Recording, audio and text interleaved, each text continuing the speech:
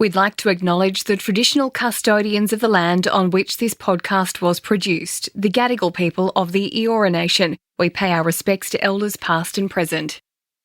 This episode contains discussions of domestic violence. If this raises any issues for you, support is available through the links and phone numbers in the show notes. Hi, Ant here. I'm taking a short mid-season break and we'll be back soon with even more great interviews for you. In the meantime, I thought I would take a moment to reflect on some of the moving conversations I've had with some incredible frontline workers. In this special episode, you'll hear from former police officer Allan Sparkes, former firefighter Greg Mullins, and paramedic Sally Gould. My first guest is Allan Sparkes. With a career spanning over 20 years as an operational police officer, Allan was no stranger to high-pressure situations. From murders to robberies to rescues, Allan had to confront intense and difficult cases on a daily basis. But this took a harsh toll. Then we went back to the station. We were just having a cup of tea, and I remember we were standing in the meal room near the sink, and when the police issue an urgent job, you get two distinct beeps over the radio. And then it said, any car in the vicinity of whatever street it was, boy swept into a stormwater pipe. And normally that's a job that uniform would attend, not detectives. It's not a stormwater drain, which is a large thing you can actually walk into. Mm-hmm. This is a narrow pipe. So I remember Gav and I, we just looked at each other and just threw our cups in the sink, raced downstairs, jumped in the car, took off up to this street, and we got there, and we'd had 5 days of absolutely torrential rainfall at Coffs Harbour. So everything was flooded. And we got to the scene. There were two little boys. They were saturated, and there was a workman there, an adult male. And we said to the kids, what's happened? They said, Jai's disappeared. I said, where's he disappeared, mate? And they pointed to this whirlpool. No. And I've gone, oh, shit. Were they playing in the whirlpool? Yeah, they've been playing on their boogie boards in the flooded creek. Mm-hmm. And the whole thing was flooded, and this whirlpool was massive, was just swirling around. And I thought, great, what are we going to do? And then the workman said, look, you can actually get access to look down the drain across the road. So we ran across the road and... And there's just two of you? Yeah. So we lifted up the concrete covers, we took our guns and handcuffs off, threw those in the car, we jumped into the drain, and we looked down. We could see what we thought was a little boy's body down the pipe. And I think the workman, he gave us a rope. Gav wanted to go down, and I said to Gav, look, I'll go down, I'll grab him, I'll give you 3 tugs and I've got him, pull me back. So I started to go down, and I realised this rope's going to snap. And then I'm down there. So I tugged on the rope. Gav pulled me back up to the surface. And I'd only gone down a few metres. And by that stage, the State Emergency Service were there, other cops were there. And I say this a lot, but I thank God the professionals here, they'll take over.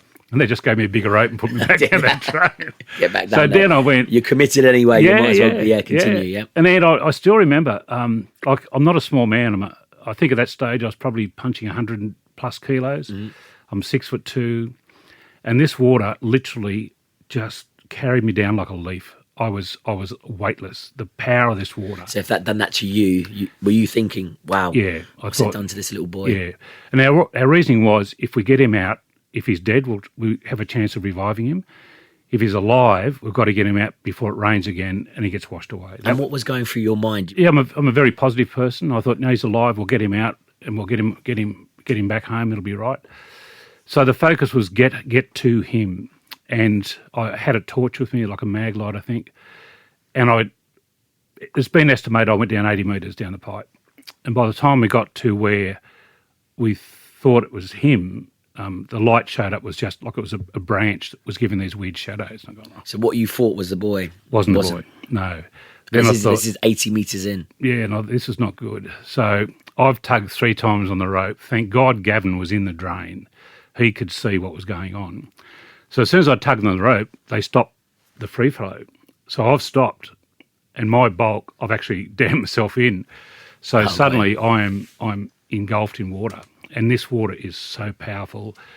And my first thought was, I hope the guy that tied a bowline tied a really good bowline around my waist, because all I had was just a rope under my arms. So then they started to pull me back, and I'm not in a good position here. I thought, I'm going to die here. I'm going to drown.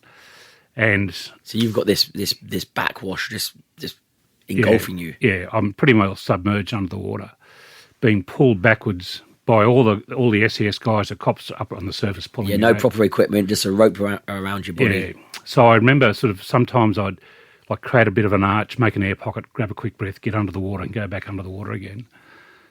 And then I got back to the surface, thankfully. And then we were just standing around going, we have to find ways into this drain. We've got to try and leapfrog down the drain to try and find him. And then a call came over the radio to say they can hear a child screaming down at the Pacific Highway. Mentally I've gone, that's a long way away. That's a seriously long way away. And it turns out from where we were, it was about, as the crow flies, 500 metres. It's like a maze down there, right? Yeah, there's this pipe. I mean, I know it went to a certain direction, but when we got down to the highway, the Pacific Highway is all blocked off. There's people everywhere.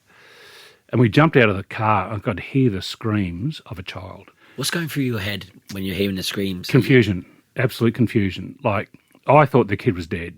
I thought we were looking for a body recovery, yeah. I thought, there's no way this kid can be alive. I thought he's trapped against a grate somewhere, he's dead. But then to hear the screams, I thought, no, he's actually alive. So my brain's going, dead, alive, no, he's alive. But Michael Marr, the paramedic, Michael was laying on his tummy with his head down into this manhole. And we ran over and the water was bubbling up in the manhole, but the screams are coming up through the water. And like, I'm even more confused by this stage. So I called, I said, I want a scuba tank, I want a regulator, because I had done some scuba diving. I said, they're the two things I want. And somebody produced a ladder and plunked it down the manhole. And there's actual TV footage of Gavin trying to squeeze his way down. Oh, there's camera crews that's turned up. You got the emergency services. You've got everyone that's now overwatching this. Yep. And at some stage, I don't know when, but I took my suit pants off and I'm there in my boxer shorts. As you do. My PPEs. Anyway, so Gav's, we're all there, but these screams, and these are terrifying screams. You know, a child screaming for their life. It was terrifying. So they put another rope around me and I'm going, no, don't want that. Gav went down, straight down the ladder. He disappeared under the water. I followed him down, and the water's not clear. It's obvious, it's floodwater. It's filthy, it's muddy. Gav disappeared. I went down and I'm under the water trying to feel my way around, and we both come up in the junction of 6 of these pipes, which were pouring in on top of us. Have you got a head torch on? Is it pitch black down there? No, it's pitch black. We haven't got a torch. We've got nothing. And we weren't communicating. We just knew what we thought we had to do, and that was to search to try and find which pipe he was up. Follow the voice, right? Yeah. And we searched a couple of pipes each, and then one I went up. I thought, it's this one. I've got to take a punt. I think it's this one. Because we were conscious, if it rains again, we're all dead. Because downpour, we're dead. We're not going to get out. You're done. So I said to Gav, look, I think it's this one. Can you try and find a way into this pipe? So I regret that decision in hindsight. Why is that? Why do you regret it? Gav should have been there with me to rejoice in the success we eventually had. Yeah. Gav deserved to be there for that moment in life. And I've always regretted that I asked Gav to leave the drain system. And why did you make that decision? What was going through your head? Was it his safety or? No, it was to try and get to this kid as quickly as we could. If I couldn't get to him, maybe up some other way. Unbeknownst to us, the council was bringing down a backhoe. They were going to dig up the highway to try and find this kid. That's how desperate it was. And so Gav went up, and then Michael Marr, paramedic, came down, and he gave me a torch. And I think he insisted I put a rope around my tummy, but this time I'm on my fingernails and toenails crawling up this pipe to try and get to where I think the kid is. And again, these screams are just doing my head in. And I'm crawling up, literally crawling in amongst the concrete and crap that's in a concrete pipe, and it's shoulder width apart. And I was watching your show the other night where they did the exercise being in the water pipe. Yeah, that's and I right, think, wow, okay, I know what that's like. The last series of SAS. Yeah. Anyway, so I'm crawling up the pipe. Michael Marr is behind me, screaming at me, "Have you got him yet? I've got him. Have you got him yet?" How long have you been down there? You're cold, you're wet. I'm freezing. You're miserable. We're freezing. And all I can hear is this kid screaming, Michael screaming. So I'm screaming at Michael, like, shut the F up.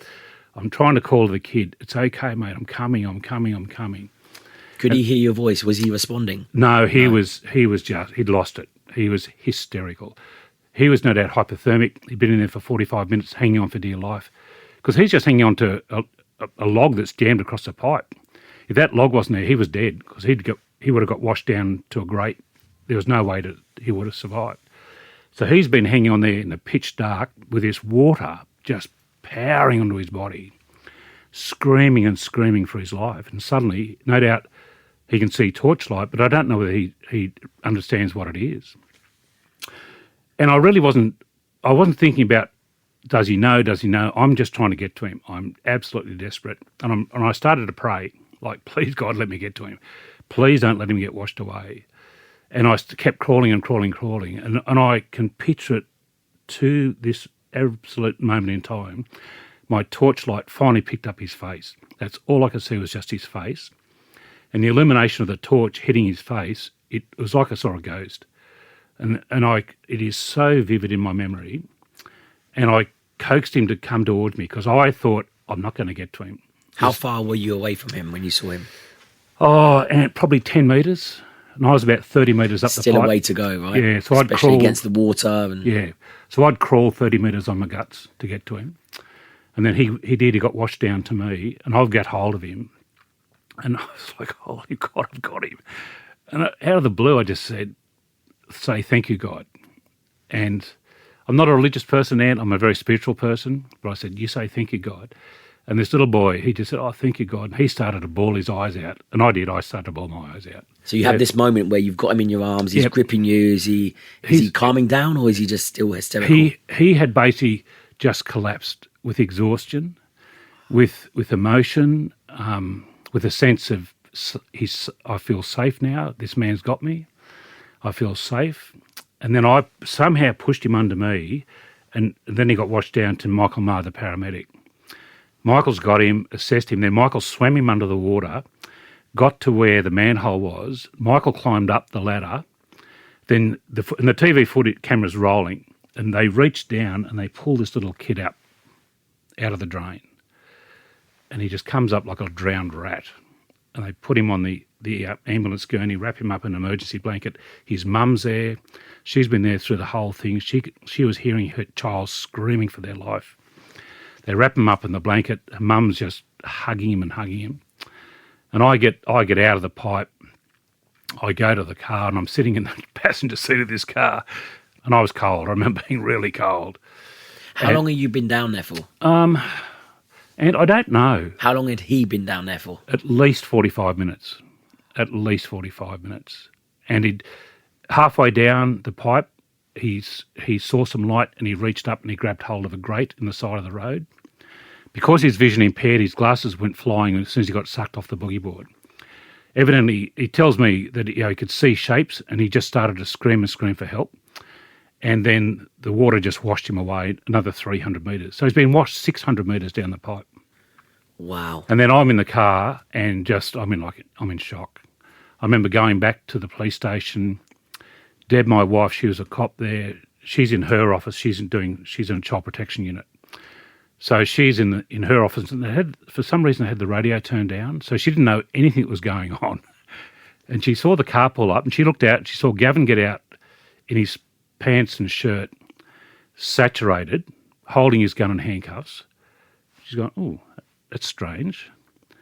Then she saw me get out in my boxer shorts, holding my gun and handcuffs. Yeah, well, she's thinking, what the hell is going on? Yeah, and everything. I had a lot of blood on my back and other stuff.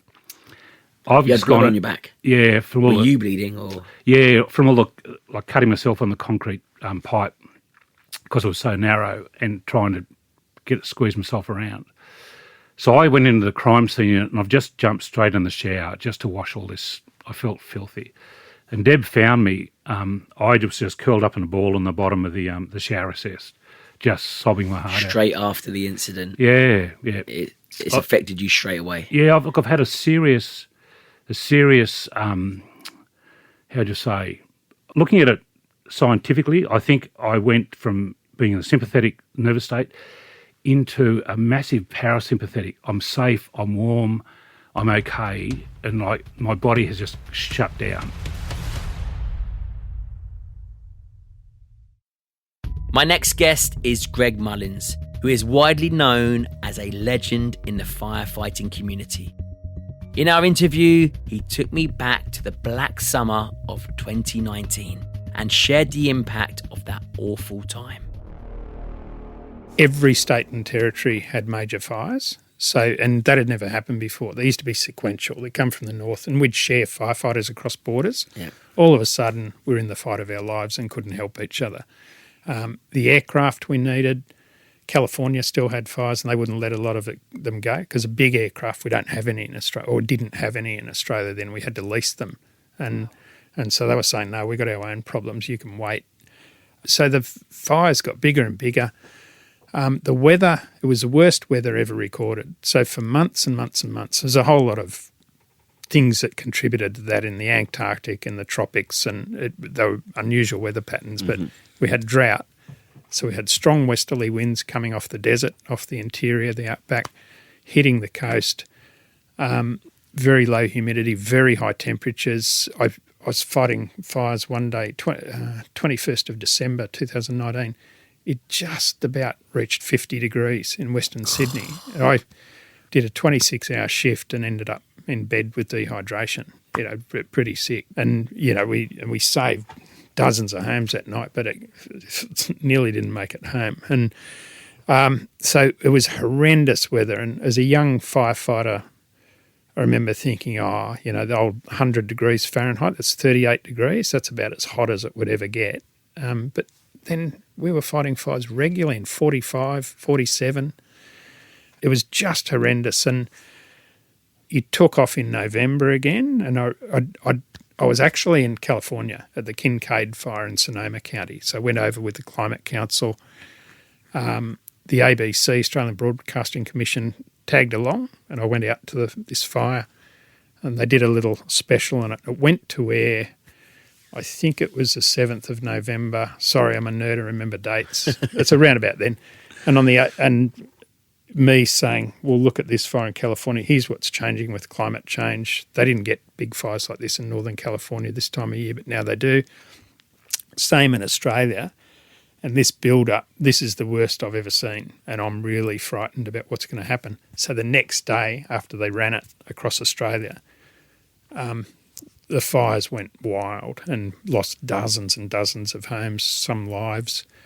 And you're back-to-back at this stage. Every man and his dog is out. Are you undermanned as a fire service? All your resources stretched?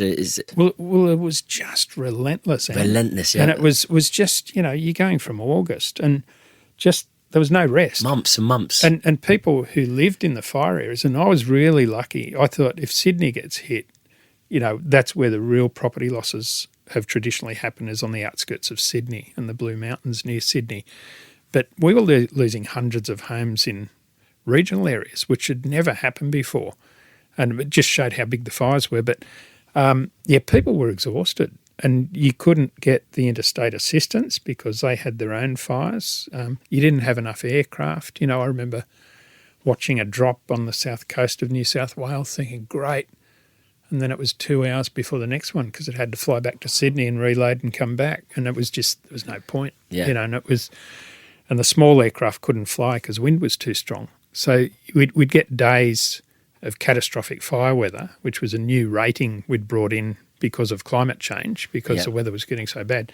But most aircraft couldn't fly in those days because the wind was too gusty and strong, and there was a bad air crash. A C-130 Hercules went in on one of these days. Yeah, I heard about that. But it was just, horrific. So, look, it just got worse and worse and worse, and culminated on New Year's Eve 2019, the south coast of New South Wales, which is, hundreds of kilometres long, beautiful beaches, tens of thousands of people go there for their Christmas holidays. It was evacuated and there were dozens of huge fires. And I remember being down there on New Year's Day. We left Sydney about 4 a.m.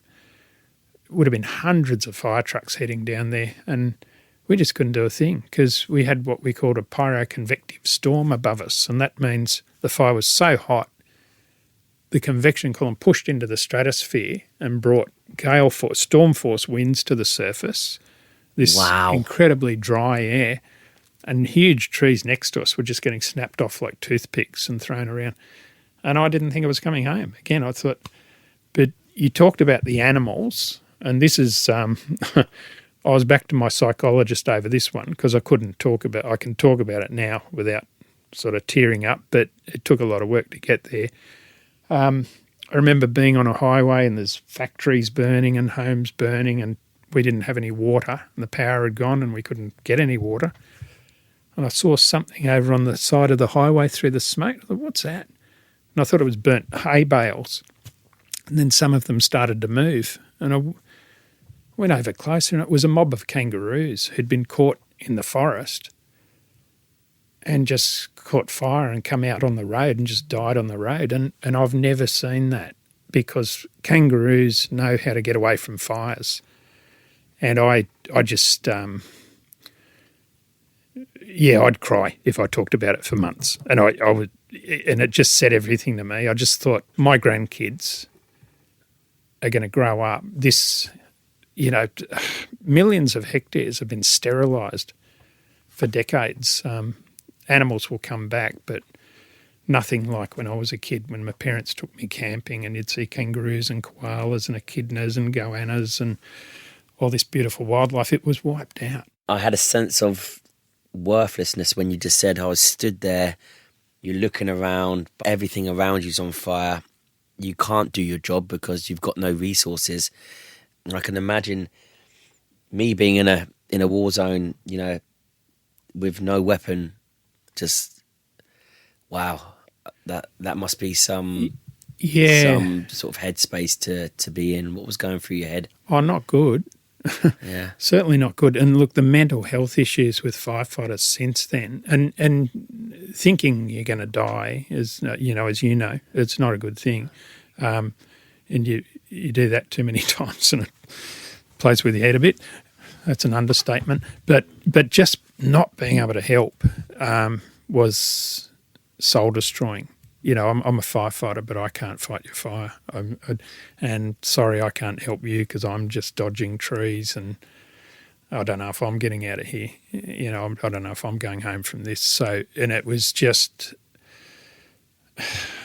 it's just like having your legs cut off out from under you. It was just the whole reason for being, and you couldn't do it. And it brought it home to me. And I got to say, I was so pissed off with the government that day. And a couple of days later, the Prime Minister had a press conference and said, I'm going to fix it all. I'm going to give them money for aircraft. I was pretty angry. And I actually don't talk about that much because I think it serves no purpose. But the other thing was to bring up those he went overseas on a holiday and didn't tell anyone. If he'd told people, fine, but he kept it secret because he knew he should have been there providing leadership during a disaster, but he took off.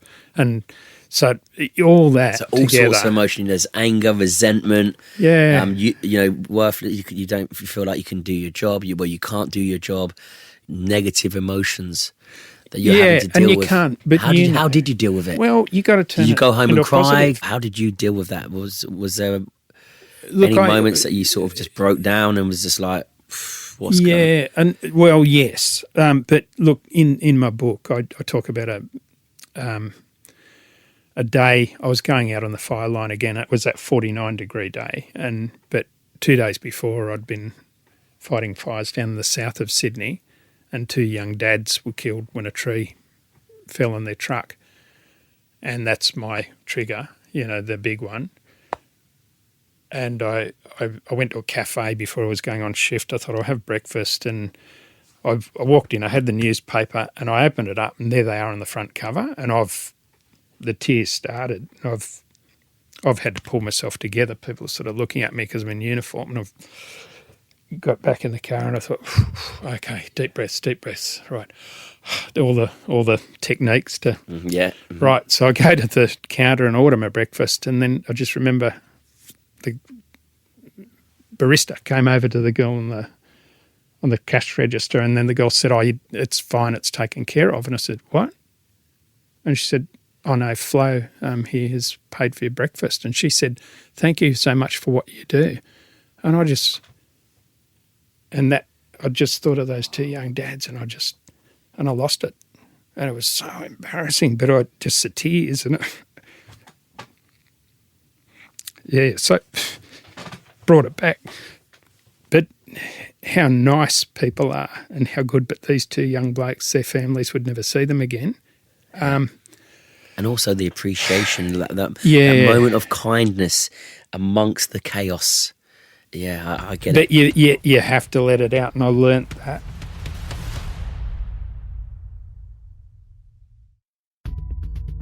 My final guest today is Sally Gould. Sally is a paramedic and experienced a lot very early on in her career. She shared that in her interview with myself. Yeah, there have been a few times when the scene's not been as secure as I'd like it. And often they come out of nowhere, and again, you think you're prepared, you think you've done your scanning and you're checking your egress points, and then something unexpected will happen, and you just feel like the rug's been pulled out from under you and you've put yourself in a really dangerous position. I was working with a partner, and we attended this young female who had her mother on scene. And as we entered the property, it just looked fairly benign, a tidy, ordered house. The people greeted us respectfully. She was holding her face as if she'd had some sort of injury underneath it. And I started introducing myself and my partner and speaking to the patient, and the mother just looked a bit unsettled and uneasy, and her eyes sort of started darting across the room. And obviously I started tingling, feeling uncomfortable. Something's going on here. And the next words out of my mouth were going to be, is anyone else home? But before I could say that, a door opened across the other side of the room, and a young male who looked completely furious stormed out and then pinned his mother up against the wall by the throat. And I remember just freezing in that instance and just thinking, this is not what I'm here for. This is not what I'm paid for. This is not in my job. This violent man, I don't know anything about him. I don't know anything about these people. And now I'm in their house watching this unfold. Thankfully, he wasn't targeting us, and we, made it out safely and okay, and managed to treat the people, and they were also okay in the end. But that feeling of being completely blindsided, out of control, unsafe, and then for me, when I reflected, it was also the concern that, what would I have done? Would I have been able to defend myself? Was I aware enough of my exits? All those types of things. And yeah, I think that was a wake-up call. Just, the next few weeks, months, I was, had my eyes everywhere, was asking people, who's home, all these types of things, because it just, all these little jobs that don't go the way you planned are little reminders that you carry with you probably for the rest of your career. And does it change your approach? Does it change how you operate and how you function? Yeah, I think it ups your vigilance for every job from then on, and that's the beauty of the way we learn as paramedics in sharing our stories. You go back to the station and you tell your mates, this happened to us, so that they can also carry that with them and keep themselves even safer on the next job. Yeah, I suppose as well, just hearing that story, you're entering people's private spaces, aren't you? You're intruding into people's personal space. It can feel like that, right? And we're also coming on a day that's high stress for them. It could be the worst day of their life, and everyone responds so differently to trauma and stress. And often, for some people, them feeling out of control and scared comes out as anger and violence. And you can't always predict who's going to act that way. But, parents with young children are a big one. They panic. They feel out of control. And for some of them, the only coping mechanism they've got is to turn that into fear, and anger.